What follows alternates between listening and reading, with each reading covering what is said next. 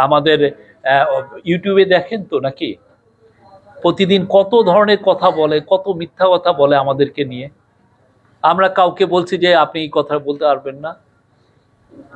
আপনি দেখেন না ইউটিউবে তো অনেকে তো ইউটিউবিং করে, ওইটাও তো একটা সাম সর্ট অফ জার্নালিজম, ঠিক না?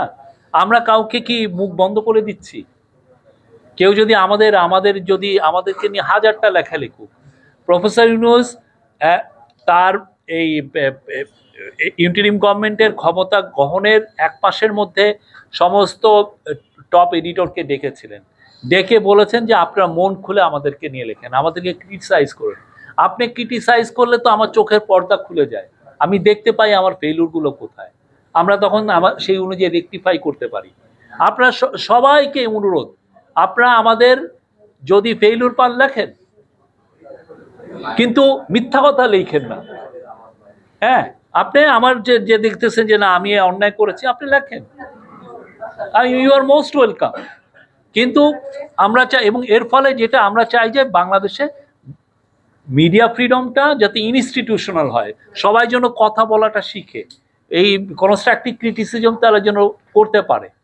কিন্তু যেটা হচ্ছে সেটা হচ্ছে যে আপনার ইউটিউবে আপনি দেখেন যেই ধরনের জিনিস দেখি, প্রতিদিন সকালে উঠে তো মনে হচ্ছে সকালে একজন, এবং এরা নিজেদের সকালে একজন দেখি একটা কথা বলেন, উনি আবার রাত্রে আবার চেঞ্জ করে ফেলেন, বিকজ সে তো ভালো জার্নালিজম করে তো এটা করেন না। বাট সবাইকে ইনভাইট করি আমরা, আমাদেরকে নিয়ে লেখেন, আমাদের যদি ক্রিটিসাইজের জায়গা পান ক্রিটিসাইজ করেন, ইউ আর মোস্ট ওয়েলকাম। আপনাকে আপনার মিডিয়া হাউসকে বন্ধ করা হবে না, আপনার মুখকে বন্ধ করা হবে।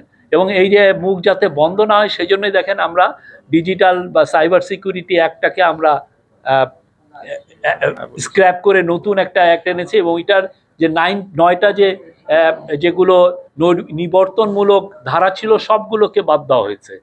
হ্যাঁ, যেগুলো স্পিচ রিলেটেড, আপনার কথা বা আপনি অনলাইনে যেই কথাগুলো লিখবেন সেই রিলেটেড যে অফেন্স, সবগুলোকে মানে আগে ক্রিমিনালাইজ ছিল সেগুলোকে বাদ দেওয়া হয়েছে। আপনি ইউ ক্যান রাইট এনিথিং, সত্যটা লেখেন এটা। আর